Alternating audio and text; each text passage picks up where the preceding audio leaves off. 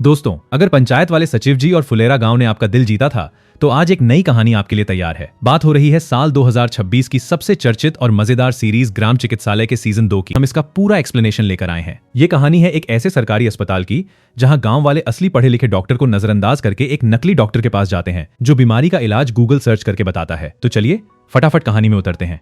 पहले सीजन में हमने देखा था कि भटकंडी नाम के एक पिछड़े और अनोखे गांव में शहर से पढ़ा लिखा डॉक्टर प्रभात अपनी पहली पोस्टिंग पर पहुंचता है। वहां उसे दो अलग किस्म के कंपाउंडर मिलते हैं, मिस्टर भूटानी और गोविंद। साथ ही एक सीधा सादा लड़का डेलू भी होता है जो अस्पताल की सफाई का जिम्मा संभालता है। प्रभात को लगा था कि गांव के सरकारी अस्पताल में मरीजों की भीड़ लगी होगी, लेकिन हकीकत बिल्कुल उलट थी। वहां एक भी मरीज दवा लेने नहीं आता था। वजह यह थी कि गांव वाले सरकारी अस्पताल छोड़कर एक मशहूर नकली डॉक्टर चेतक के पास जाते थे। डॉक्टर चेतक का तरीका कमाल का था। जब भी कोई मरीज आता वो चुपके से गूगल पर उसकी बीमारी सर्च करके कुछ दवाई की पुड़िया थमा देते। फिर भी पूरा गांव उन पर भरोसा करता था। मगर प्रभात हार मानने वाला नहीं था। उसने दिन रात मेहनत करके गांव वालों का भरोसा जीता, सही इलाज किया और अंधविश्वास को मिटाने की कोशिश की। उसकी ईमानदारी देखकर कुछ समझदार गांव वाले डॉक्टर चेतक को छोड़कर अस्पताल आने लगे थे। यहीं से दोनों डॉक्टरों के बीच टक्कर शुरू हो गई थी। सीजन 2 की शुरुआत में डॉक्टर चेतक अपने क्लिनिक का प्रचार बढ़ा रहे हैं क्योंकि अब उन्हें प्रभात से सीधी टक्कर मिल रही थी। अस्पताल जाते वक्त प्रभात को रास्ते में राकेश नाम का एक लड़का अकेला स्कूल जाता दिखता है। जब प्रभात उससे बात करने की कोशिश करता है तो वो डर और गुस्से में पत्थर दिखाने लगता है क्योंकि उसकी मां ने उसे अजनबियों से बात न करने की सख्त हिदायत दी थी। अस्पताल पहुंचकर प्रभात को कई अजीब मरीज मिलते हैं। एक तो अपना मल मिठाई के डिब्बे में लेकर जांच के लिए आ जाता है। प्रभात को पता चलता है कि मरीजों को पूरी दवाई नहीं मिल रही क्योंकि सीएमओ ऑफिस से सप्लाई ही नहीं आ रही। उधर डॉक्टर चेतक अपनी बेटी प्रिया की मार्कशीट देख रहे हैं और उससे कहते हैं कि उन्होंने बड़ी मुश्किल से उसका दाखिला शहर के टॉप मेडिकल कॉलेज में करवाया है ताकि वो उनकी तरह झोला छाप न बने बल्कि असली डॉक्टर बने। पर प्रिया का पढ़ाई में मन नहीं लगता। वो स्कूटी की मांग करती है और पिता का दिल पसीज जाता है। इसके बाद राम अवतार शाह कमर दर्द की दवा लेने आते हैं, पर पैसे न होने पर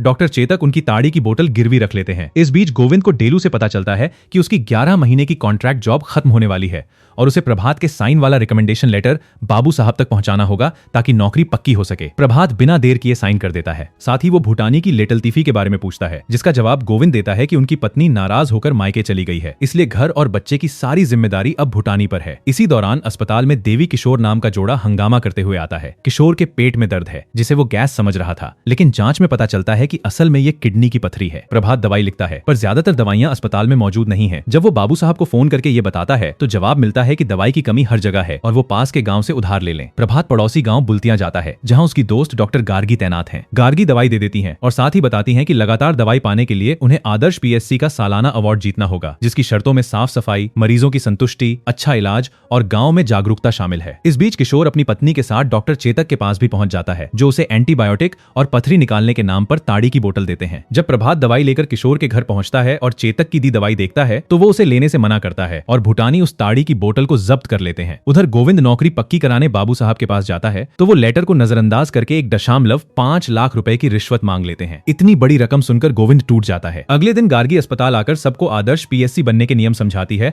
और सब उस पर काम में जुट जाते हैं। तभी विश्वास और उसकी प्रेग्नेंट पत्नी मौसमी आते हैं। प्रभात कुछ बुनियादी सवाल पूछता है जिसे विश्वास अश्लील समझकर भड़क जाता है। गुस्से में भूटानी उसे धक्का देकर बाहर भगा देते हैं जिस पर प्रभात नाराज होता है क्योंकि ऐसे बर्ताव से अवार्ड मिलना मुश्किल था। गोविंद पैसों के लिए भूटानी से मदद मांगता है जो उसे डॉक्टर चेतक के पास ले जाते हैं। 1.5 लाख की रकम सुनकर चेतक हैरान हो जाते हैं क्योंकि वो सिर्फ छोटी रकम ब्याज पर देते थे। वो सिर्फ 100 रुपए ही दे पाते हैं। शाम को गार्गी बताती है कि अवार्ड के लिए 3 महीने के भीतर एक डिलीवरी केस संभालना भी जरूरी है। अगले दिन प्रभात फिर राकेश से मिलता है और इस बार दोस्ती कर लेता है। उसे रास्ते में लिफ्ट भी देता है। सफाई कर्मी चनेश्वर उसे चेतावनी देता है कि वो उस बच्चे से दूर रहे क्योंकि वो गांव की मानी जाने वाली डायन का बेटा है जिससे सब डरते हैं। डिलीवरी केस की तलाश में प्रभात विश्वास से मिलकर माफी मंगवाता है और उसे बताता है कि अस्पताल में डिलीवरी करवाने पर सरकार से 6,000 रुपए भी मिलेंगे। ये सुनकर विश्वास राजी हो जाता है और मौसमी का नाम रजिस्टर में दर्ज कर देता है। गार्गी बताती है कि लगातार 2 साल से सुग्गुपुर पीएससी ही अवार्ड जीत रही है, इसलिए वहां जाकर देखना चाहिए। गोविंद अपने भाइयों से पैसे मांगता है पर वो साफ इनकार कर देते हैं। जब भूटानी और प्रभात सुग्गुपुर पीएससी देखने जाते हैं तो हालत देखकर चौंक जाते हैं। टूटी इमारत, कोई डॉक्टर नहीं, कोई स्टाफ नहीं, बस बकरियां बंधी हुई। वहां एक लड़का बताता है कि बाबू साहब की मेहरबानी से ये जगह हर साल अवार्ड जीतती है क्योंकि वो जिसे चाहे जिता सकते हैं। पैसों का कोई इंतजाम न होने पर गोविंद बाबू साहब के पास गुहार लगाता है और वो बदले में अपनी साली से शादी का प्रस्ताव रख देते हैं, नौकरी पक्की करने की शर्त पर। इस बीच डॉक्टर चेतक किशोर को खेत में काम करते देखकर पूछते हैं कि वो कैसे ठीक हुआ। पता चलता है कि प्रभात की दवाई से वो स्वस्थ हो गया है, जिससे चेतक को अपनी हार का डर सताने लगता है। गोविंद ये रिश्ता भूटानी को बताता है। डेलू एक वाकया बताता है जब इसी तरह की शादी में बाद में पता चला कि लड़की बोल नहीं सकती। बिना लड़की देखे शादी का खतरा देखकर गोविंद भूटानी को बातचीत के लिए भेजता है। बाबू साहब बताते हैं कि उनके यहाँ लड़की दिखाने की परंपरा नहीं है, पर अगले दिन चाय पर बुला लेते हैं। ये सुनकर गोविंद खुश हो जाता है। इस बीच प्रभात अस्पताल को अवार्ड के लिए सजाने में जुट जाता है। अचानक गार्गी की कॉल आती है कि इंस्पेक्शन टीम आज आ सकती है। प्रभात जल्दी से बाकी काम पूरा करने में लग जाता है। उधर डॉक्टर चेतक काम रुकवाने के लिए पुराने प्रधान किशोरी लाल को भड़काते हैं, जो पूजा के बहाने अस्पताल के कर्मचारियों को बुलवाकर काम रोकने की साजिश रचता है। ठीक उसी वक्त एक सांप के काटे व्यक्ति को इलाज चाहिए होता है, पर दवाई न होने से प्रभात उसे जिला अस्पताल ले जाता है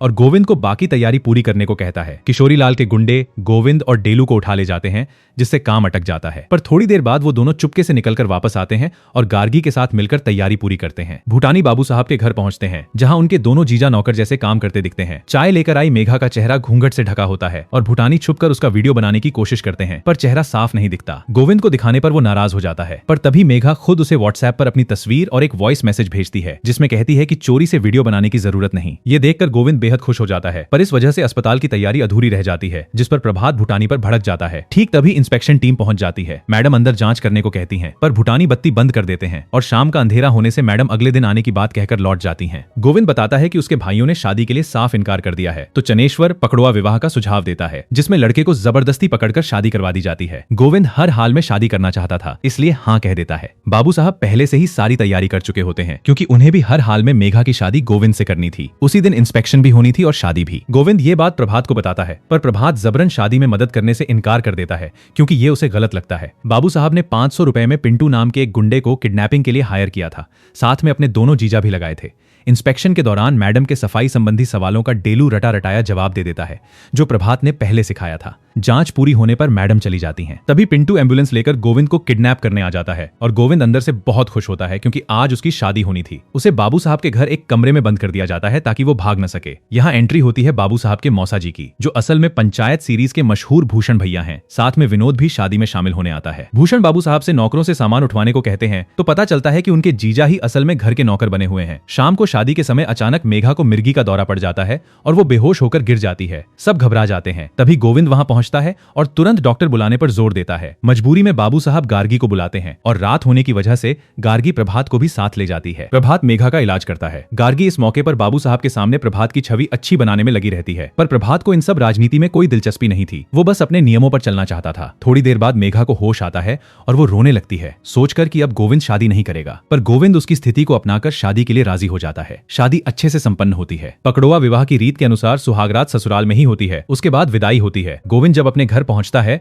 तो डायन का बेटा राकेश भीड़ में घुसकर दुल्हन देखने आ जाता है। गुस्से में विश्वास उसे थप्पड़ मार देता है, जिससे उसे चोट लग जाती है और खून बहने लगता है। ये देख गांव वाले डर जाते हैं। थोड़ी देर बाद डायन विश्वास के घर आकर श्राप देती है कि वो अपने बच्चे को कभी देख नहीं पाएगा और बर्बाद हो जाएगा। ये सुनकर विश्वास बेहद डर जाता है, क्योंकि गांव में मान्यता थी कि डायन का श्राप कभी खाली नहीं जाता। अगले दिन जब प्रभात अवार्ड का नतीजा देखता है तो पता चलता है कि अवार्ड उसे नहीं बल्कि गार्गी को मिला है, क्योंकि गार्गी ने बाबू साहब की साली की मदद की थी और उनसे करीबी बढ़ा ली थी। इस बात पर प्रभात और गार्गी के बीच तीखी बहस हो जाती है, क्योंकि प्रभात को लगता है कि गार्गी को उसकी काबिलियत की बजाय जान पहचान की वजह से अवार्ड मिला। इसी दौरान विश्वास की पत्नी मौसमी की डिलीवरी का समय आ जाता है और उसे भारी ब्लीडिंग शुरू हो जाती है। विश्वास घबराकर डॉक्टर चेतक को बुला लाता है, जो कहते हैं कि ये सब डायन के श्राप का असर है और दवाई से कुछ नहीं होगा, पहले हवन करना जरूरी है। ये कहकर वो चले जाते हैं। पर मौसमी को प्रभात पर पूरा भरोसा था, इसलिए वो उसे बुलाने की जिद करती है। प्रभात हालत देखकर तुरंत अस्पताल में एडमिट करने का फैसला लेता है, क्योंकि स्थिति गंभीर होती जा रही थी। गोविंद भी घबराकर निकलता है और मेघा को बताता है कि दवाई की कमी के बीच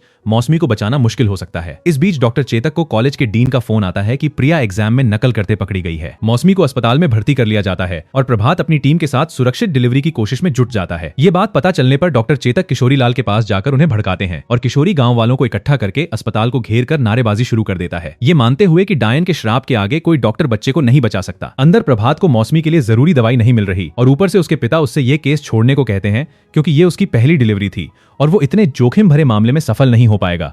ऐसा उन्हें डर था। पर तभी बाबू साहब गोविंद के दहेज के सामान के साथ जरूरी दवाई भेज देते हैं और प्रभात को कॉल करके बताते हैं कि मेघा ने उन्हें फोन किया था और वो जानते हैं कि प्रभात एक भला डॉक्टर है, इसलिए उसकी मदद के लिए दवाई भेजी है। प्रभात तुरंत इलाज शुरू करता है और गार्गी को भी मदद के लिए बुला लेता है। जब अंदर प्रभात और उसकी टीम मौसमी और उसके बच्चे को बचाने में जुटी थी, बाहर किशोरी लाल के लोग हंगामा कर रहे थे। उसी वक्त चेतक के पास प्रिया का फोन आता है। वो नकल करने पर बेटी को डांटते हैं और ईमानदारी से पढ़ने को कहते हैं, जिस पर प्रिया गुस्से में जवाब देती है कि उन्होंने कभी ईमानदारी से काम किया ही नहीं, वो भी तो झूठ बोलकर धोखे से दवाई बांटते हैं, तो उसने वही सीखा है जो देखा है। ये सुनकर डॉक्टर चेतक भावुक हो जाते हैं और समझ जाते हैं कि उनकी गलतियों की सजा अब उनकी बेटी को मिल रही है। अंदर मौसमी का बच्चा उल्टा अटक जाता है, जिससे डिलीवरी बहुत कठिन हो जाती है, पर प्रभात हार नहीं मानता और पूरा जोखिम लेकर सफलतापूर्वक डिलीवरी पूरी करता है। माँ और बच्चे दोनों को बचा लेता है। वो रोते हुए बाहर आकर सबको खुशखबरी सुनाता है और बच्चे को देखकर सब बेहद खुश हो जाते हैं। डॉक्टर चेतक भी भावुक होकर उसे बधाई देते हैं और प्रभात उस दिन की बहस के लिए गार्गी से माफी मांग लेता है। इसके बाद प्रभात डायन के घर पहुंचता है क्योंकि राकेश को चोट लगी थी और कोई उसका इलाज करने को तैयार नहीं था। वो राकेश की मरहम पट्टी करता है और उसकी माँ से पूछता है कि लोग उन्हें डायन क्यों कहते हैं। वो बताती हैं कि पहले वो भगवान की बहुत पूजा करती थीं, पर पति की मृत्यु के बाद गुस्से में सबसे दूरी बना ली और तभी से लोग उन्हें डायन कहने लगे। उन्होंने इसका विरोध भी नहीं किया क्योंकि उन्हें लगा कि विधवा होने पर लोग वैसे भी परेशान करेंगे, पर डायन समझकर लोग उन्हें और उनके बेटे को अकेला छोड़ देंगे। पर आज उन्होंने मौसमी और उसके बच्चे की सलामती के लिए ही पूजा की थी। ये सुनकर प्रभात उन्हें मिठाई का डिब्बा देता है और कहता है कि अब से कोई भी परेशानी हो तो वो सीधे अस्पताल आ सकती हैं। इसी भावुक पल के साथ सीरीज का अंत होता है। तो दोस्तों बताइए कमेंट में, सीजन 2 ज्यादा पसंद आया या सीजन 1? चैनल को सब्सक्राइब करना न भूलें और बाकी वीडियोस भी जरूर देखें। मिलते हैं अगली वीडियो में।